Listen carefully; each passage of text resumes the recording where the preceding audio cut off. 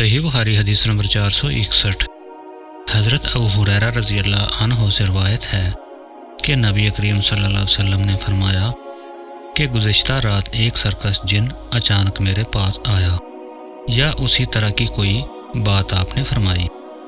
وہ میری نماز میں خلل ڈالنا چاہتا تھا، لیکن خداوند تعالیٰ نے مجھے اس پر قابو دے دیا، اور میں نے سوچا کہ مسجد کے کسی ستون کے ساتھ اسے باندھ دوں تاکہ صبح کو تم سب بھی اسے دیکھ لو۔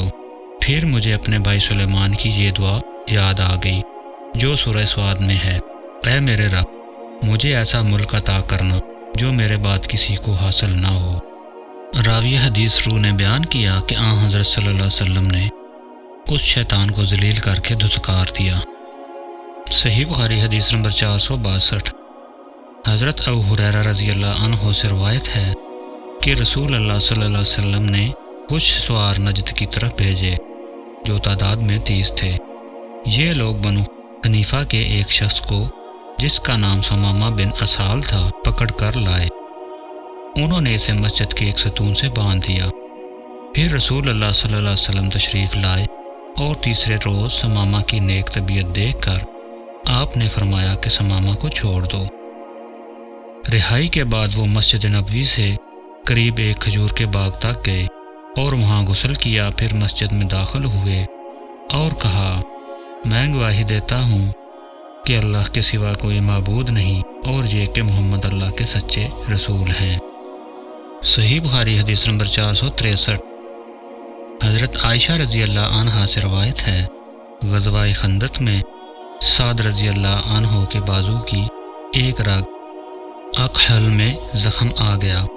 ان کے لیے نبی کریم صلی اللہ علیہ وسلم نے مسجد میں ایک خیمہ نصب کرا دیا تاکہ آپ قریب رہ کر ان کی دیکھ بھال کیا کریں۔ مسجد میں بنی غفار کے لوگوں کا بھی ایک خیمہ تھا۔ سعد رضی اللہ عنہ کے زخم کا خون جو رگ سے بکثرت نکل رہا تھا، بہہ کر جب ان کے خیمہ تک پہنچا تو وہ ڈر گئے۔ انہوں نے کہا کہ اے خیمہ والو، تمہاری طرف یہ کیسا خون ہمارے خیمہ تک آ رہا ہے؟ پھر انہیں معلوم ہوا کہ یہ خون سعد رضی اللہ عنہ کے زخم سے بہہ رہا ہے۔ حضرت سعد رضی اللہ عنہ کا اسی زخم کی وجہ سے انتقال ہو گیا۔ صحیح بخاری حدیث نمبر 464۔ ام المومنین حضرت سلمہ رضی اللہ عنہا سے روایت ہے، انہوں نے فرمایا، میں نے نبی کریم صلی اللہ علیہ وسلم سے حجۃ الوداع میں اپنی بیماری کا شکوہ کیا۔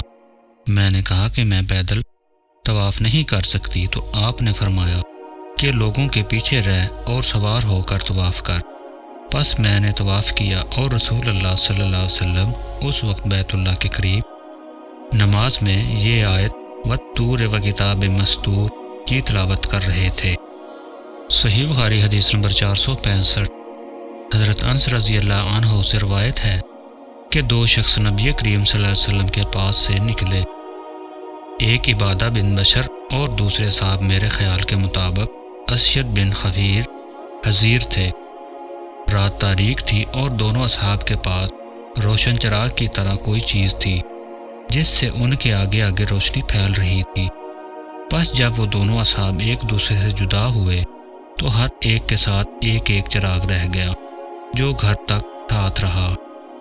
صحیح بخاری حدیث نمبر 466۔ ابو سعید خضری رضی اللہ عنہ نے بیان کیا کہ ایک دفعہ رسول کریم صلی اللہ علیہ وسلم نے خطبہ میں فرمایا کہ اللہ تعالیٰ نے اپنے بندے کو دنیا اور آخرت کے رہنے میں اختیار دیا ہے کہ وہ جس کو چاہے اختیار کرے۔ بندے نے وہ پسند کیا جو اللہ کے پاس ہے، یعنی آخرت۔ یہ سن کر ابو بکر رضی اللہ عنہ رونے لگے۔ میں نے اپنے دل میں کہا کہ اگر خدا نے اپنے کسی بندے کو دنیا اور آخرت میں کسی کو اختیار کرنے کو کہا اور اس بندے نے آخرت پسند کر لی تو اس میں ان بزرگ کے رونے کی کیا وجہ ہے؟ لیکن یہ بات تھی کہ بندے سے مراد رسول اللہ صلی اللہ علیہ وسلم ہی تھے، اور ابو بکر ہم سب سے زیادہ جاننے والے تھے۔ حضور صلی اللہ علیہ وسلم نے ان سے فرمایا، ابو بکر آپ روئیے مت، اپنی صحبت اور اپنی دولت کے ذریعے تمام لوگوں سے زیادہ مجھ پر احسان کرنے والے آپ ہی ہیں، اور اگر میں کسی کو خلیل بناتا تو ابو بکر کو بناتا، لیکن جانی دوستی تو اللہ کے سوا کسی سے نہیں ہو سکتی، اس کے بدلے میں اسلام کی برادری اور دوستی کافی ہے۔ مسجد میں ابو بکر رضی اللہ عنہ کی طرف کے دروازے کے سوا تمام دروازے بند کر دیے جائیں۔ صحیح بخاری حدیث نمبر 467۔ حضرت عبداللہ بن عباس رضی اللہ عنہ سے روایت ہے کہ رسول اللہ صلی اللہ علیہ وسلم اپنے مرض وفات میں باہر تشریف لائے، سر پہ پٹی بندھی ہوئی تھی۔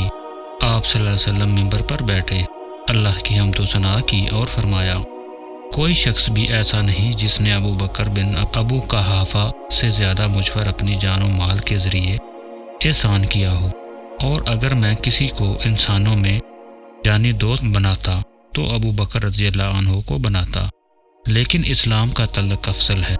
دیکھو، ابو بکر رضی اللہ عنہ کی کھڑکی چھوڑ کر اس مسجد کی تمام کھڑکیاں بند کر دی جائیں۔ صحیح بخاری حدیث نمبر 468۔ عبداللہ بن عمر رضی اللہ عنہ سے روایت ہے، نبی کریم صلی اللہ علیہ وسلم جب مکہ تشریف لائے اور مکہ فتح ہوا تو آپ نے عثمان بن طلحہ رضی اللہ عنہ کو بلایا، جو کعبہ کے متولی چابی بردار تھے۔ انہوں نے دروازہ کھولا تو نبی کریم صلی اللہ علیہ وسلم، بلال، اسامہ بن زید اور عثمان بن طلحہ چاروں اندر تشریف لے گئے۔ پھر دروازہ بند کر دیا گیا اور وہاں تھوڑی دیر تک ٹھہر کر باہر آئے۔ ابن عمر رضی اللہ عنہ نے فرمایا کہ میں نے جلدی سے آگے بڑھ کر بلال سے پوچھا کہ آن حضرت صلی اللہ علیہ وسلم نے کعبہ کے اندر کیا کیا؟ انہوں نے بتایا کہ آن حضرت صلی اللہ علیہ وسلم نے اندر نماز پڑھی تھی۔ میں نے پوچھا کس جگہ؟ کہا کہ دونوں ستونوں کے درمیان۔